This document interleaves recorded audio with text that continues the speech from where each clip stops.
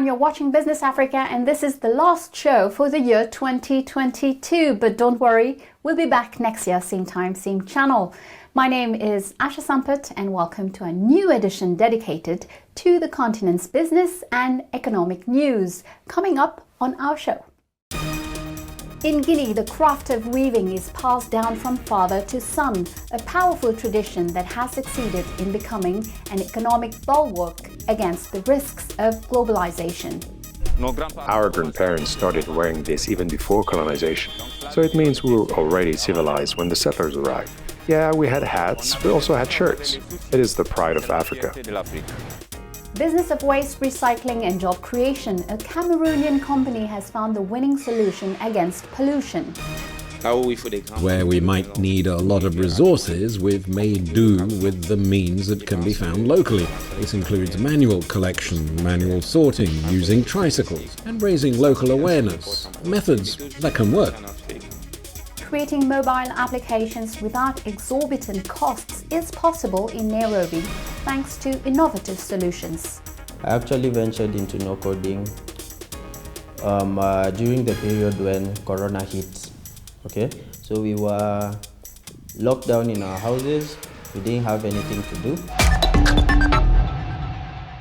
In Guinea, weaving is one of the oldest professions on the continent that still resists time and globalization. In La Bay, more than 300 kilometers from the Guinean capital, there are nowadays several craftsmen who make made-in-Guinea loincloths called lepi. This local product is currently very popular with Guineans. Passing the torch to the next generation is the struggle of these craftsmen at a time when this profession is becoming a driver of growth and the future in the country. This is a report by Sayong Kourma. In Guinea, the concept of producing and consuming made in Guinea is not just fashionable but thriving. At the origin of this cultural revolution, weavers. They are the ones who create these fabrics made in Guinea today worn with pride by Guineans everywhere. Fashionable, these loincloths made by local craftsmen are highly coveted. Our grandparents started wearing this even before colonization, so it means we were already civilized when the settlers arrived. Yeah, we had hats, we also had shirts. It is the pride of Africa. Back to basics, tradition has now become the business of local artisans like Mamadou Peithe here in La Bay. In his weaver's workshop, Mamadou Diallo earns a living thanks to this business, a profession that his family has been guarding preciously in Guinea for centuries. In Africa, everyone has to cling to their tradition, and that's what we do here. It is not globalization that will make us lose our ancestral values. There are factories in Europe, but these Westerners come to us to buy our loincloths because it's traditional and authentic. Otherwise, everyone can create their factory. But we want to keep this authenticity and tradition. And it is important to pass this on to our children, and that's what I'm doing here. Thanks to this activity, the Diallo today accumulate a monthly turnover of 7 million Guinean francs, twice the net monthly salary of a minister's advisor in Guinea. This is why for centuries this profession is transmitted here, from fathers to sons. For this family, there is no question of abandoning this business, which has now become a gold mine, hence initiating children from an early age.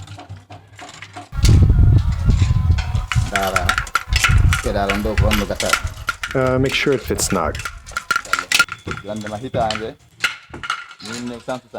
I started weaving in 1979. I taught a lot of people, and I don't want to die without my children being able to do it, because that's what we do. If I die without teaching them to do it properly, then it means that I haven't accomplished my mission in life. It has to be a perpetual tradition. They too will teach it to their children. And as soon as you dress in lepi, everyone knows that you come from Futa or Guinea.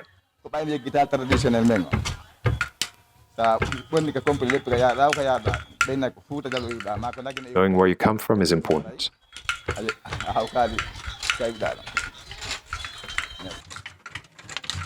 With extraordinary skill, father and son assemble day and night these colorful threads to make magnificent fabrics. Mamadou even proclaims himself defender of Guinean culture.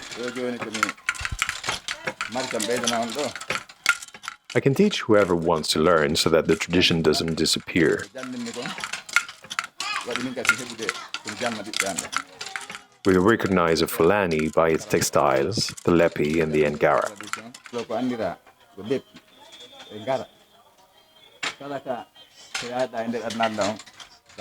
Everywhere in the world, as soon as you wear them, we know directly that you come from Guinea. Futa Jalan, more precisely. Faced with globalization, these weavers innovate by regularly upgrading their creations. Their work and their passion, they talk about it with love. A profession thanks to which these children even ensure their schooling. Ibrahim and Alpha Umar now alternate between school and the practice of weaving. My father taught me 9 years ago. The apprenticeship lasted 3 years, and since then I have been working for myself. I make a living from this job. It's a good business. After school, if I don't find a job, I know that here we can make a living. The great master Abubakar Diallo retired years ago. For him, this activity is the best job in the world, and it's not globalization that will deprive them of their passion.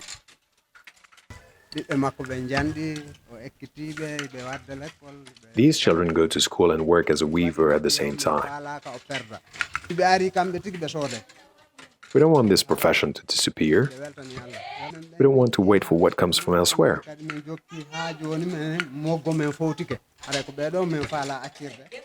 And besides, many leave the West to come and buy it. Our children can go to school and weave at the same time.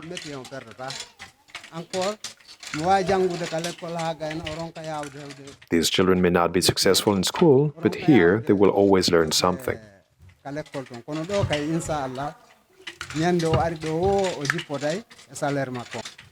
And to support these craftsmen in their fight to safeguard Guinean cultural values, a local production fair was recently initiated in Conakry, the Guinean capital.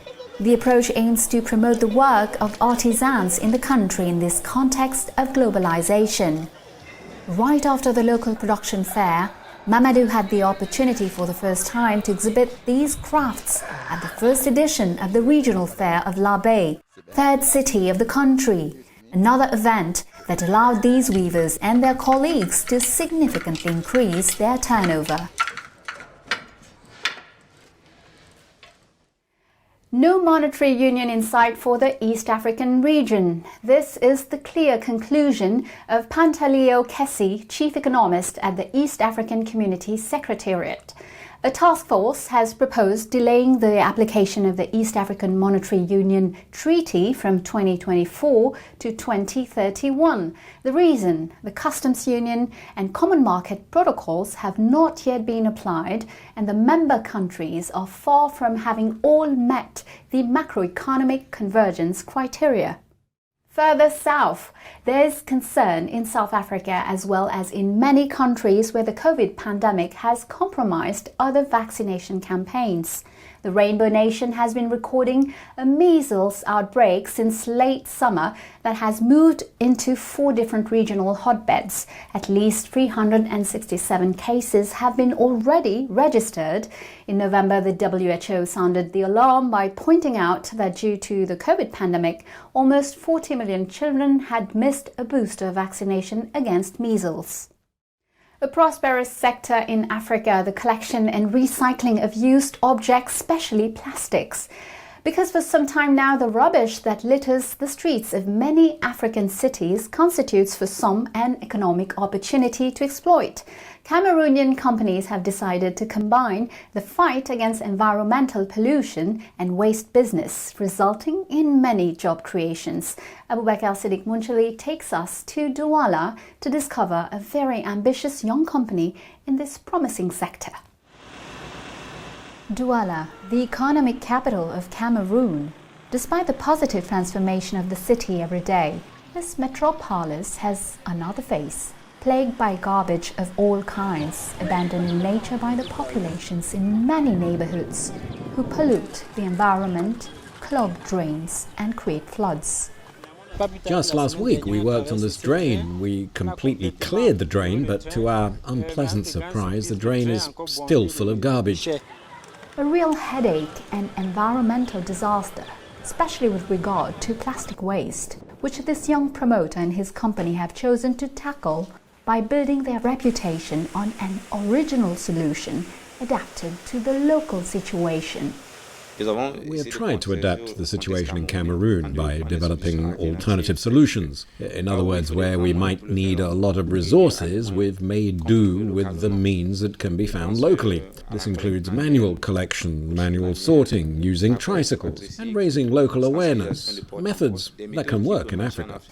Red Plast is the challenge of young Cameroonian students, influenced by an ecological approach to economics. It was designed within the framework of inter-university competitions in the country during the 2010 edition Environment and Management of Natural Resources section. A group of young people who wanted to provide a solution to the plastic pollution problem in the city of Douala. It's a project that was needed for Cameroon and for Africa because we have ambitious plans helping solve Africa's environmental issues. The company was created in 2012 and since then has successfully handled environmental remediation and even business around plastic waste through recycling. Garbage is a gold mine, a niche of opportunity for Rodrigue Ngonde and his team. Red Plast collects all types of plastic, such as bottles, cling film. Anything that's plastic on the site is collected. The team said this young company crisscrossed the city of Douala to collect waste as part of the Eco-Collect program and also educate households on sorting garbage, as well as schools. Other localities in Cameroon, such as Yaoundé, are not to be outdone. Once the waste has been collected, it is transported to the treatment plant where it is sorted, washed and crushed. We can collect up to 2,000 tons at our collection points. As I said, we are expecting to reach 10,000 tons by 2025. The recycling work or raw material production for other companies based on the waste collected in the field is done here at the factory, built in the heart of the industrial district Bonaberi, located on the outskirts of the city of Douala. Finished or semi-finished products are obtained at the end of a long and meticulous process which requires heavy technical means and varied skills. When it arrives at the plant, it first gets weighed. The trucks enter the site, we have the workers who unload them, and then we weigh it. The work here consists of several things. We manufacture the paving stones, we have the sorting of materials, we have the grinding, the weighing. We have a lot of work to do. Red Plast workforce is predominantly young. During the holidays, the company sometimes even launches large waste collection operations or caravans for young school or university students with the help of many partners, municipalities, businesses and other actors involved in the fight against urban pollution and the healthy preservation of the environment. These collection operations allow them to earn money to better prepare to get back to school after the summer break by becoming environmental defenders and real plastic waste hunters. They also give them the opportunity to learn a lot of things, as in the case of these factory workers. Through my work, I've learned a lot of things that I did not know: how to transform products, transforming abandoned waste into finished products and turning them into paving stones, transforming them into products that are very useful. I'm very moved by my work. Redplast has many customers, companies that use these raw materials from waste transformation to manufacture other products out of it.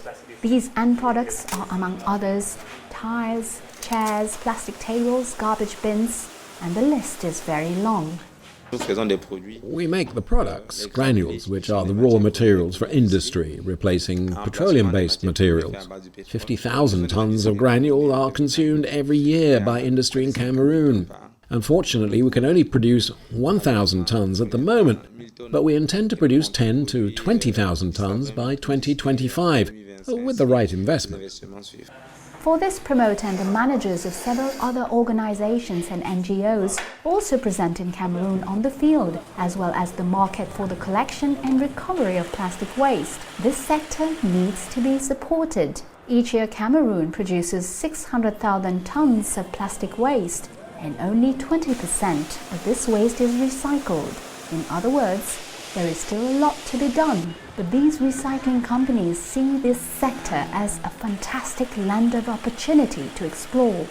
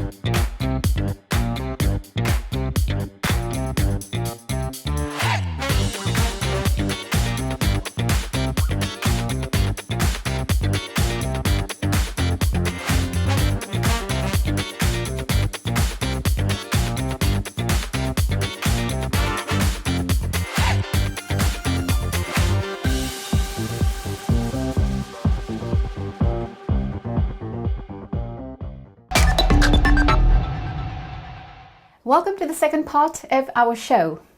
It is an initiative to follow in the battle against the inflation effects on prices of basic commodities. In Côte d'Ivoire, the government has just launched the construction of 40 local markets at a cost of $10 million. The objective is to fight against the high cost of living by providing residents with a quality supply of local food products while increasing the income of local farmers by 20%.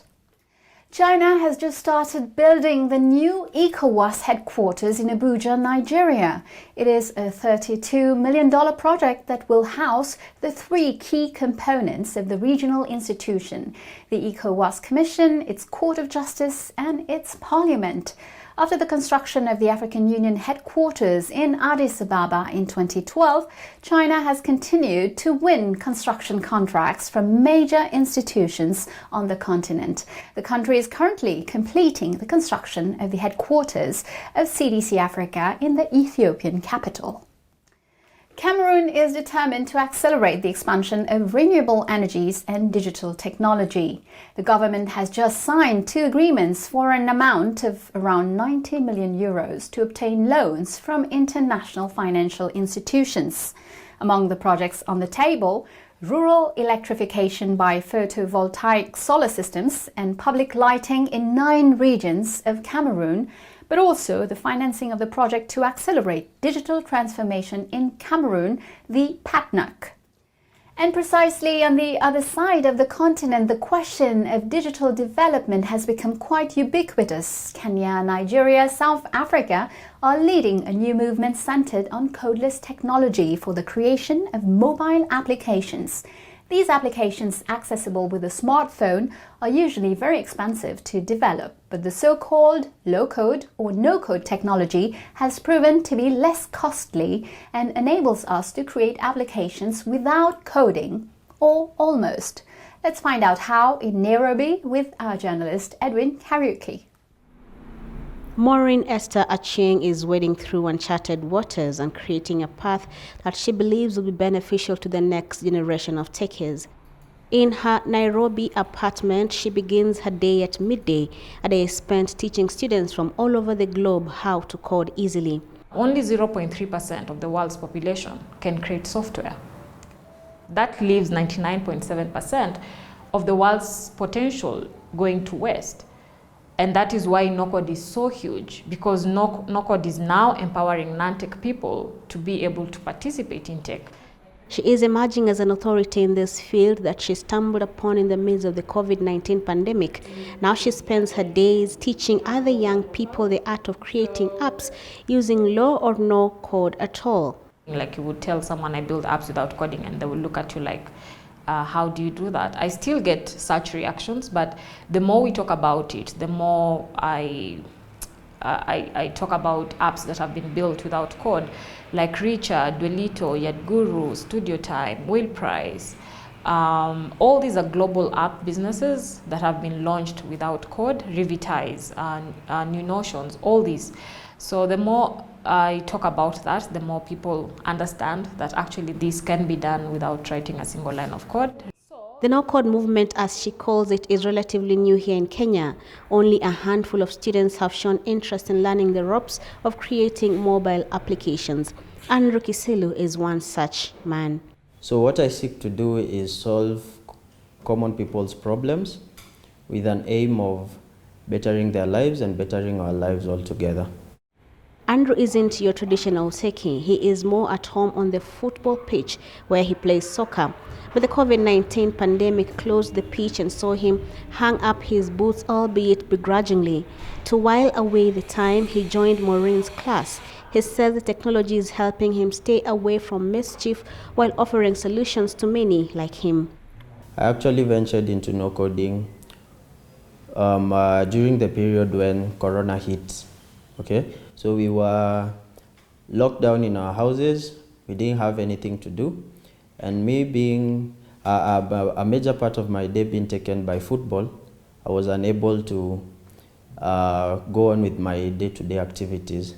So I had a lot of time on my hands, and what happened is through a friend of mine, I got to learn about the no-code movement. Andrew, just like his mentor and trainer, believes that Kenya and Africa are ripe for the no-code revolution. The ability to create mobile apps that offer solutions to local problems is being touted as a game changer in the way small businesses operate. I have seen people digitize their knowledge in so many ways, but just building apps, educational apps, social apps, business apps, using no-code. So we have to get away from this mindset of how is it going to put food on my table. I've seen how much we struggle with connecting with top professional coaches. What happened is I felt the urge to tap into this problem we have. If I can be able to offer a kid somewhere an opportunity to connect with a top coach because they are actually talented, and also help the coaches because they are actually pretty committed with their day-to-day activities. So if I'm able to bridge that gap, bring the player to the coach, and have the coach look at the player without actually taking them or derailing them away from their day-to-day activity. The disruption caused by the uptake of this type of coding has been met with skepticism and outright rejection by the more traditional coders. Maureen believes there's enough room for both to coexist. The people who are creating these no-code tools are software developers, yeah? So the smart software developers are already creating these tools to empower non-tech people, while others are thinking, oh, you're now taking my job, or you're not as competent as I am. It shouldn't be that way. Of course, there've been a lot of backlash, but it's out of lack of knowledge, yeah? And there shouldn't be a war between non-tech and tech people.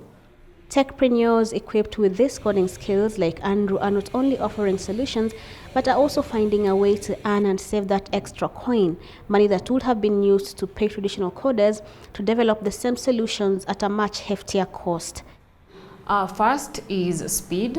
I mean, you can launch an app in a night, depending with how competent you are. So you don't need traditional coding. It will take you at least 2 to 8 months before you actually build a single app, depending also on the app idea. So one of the most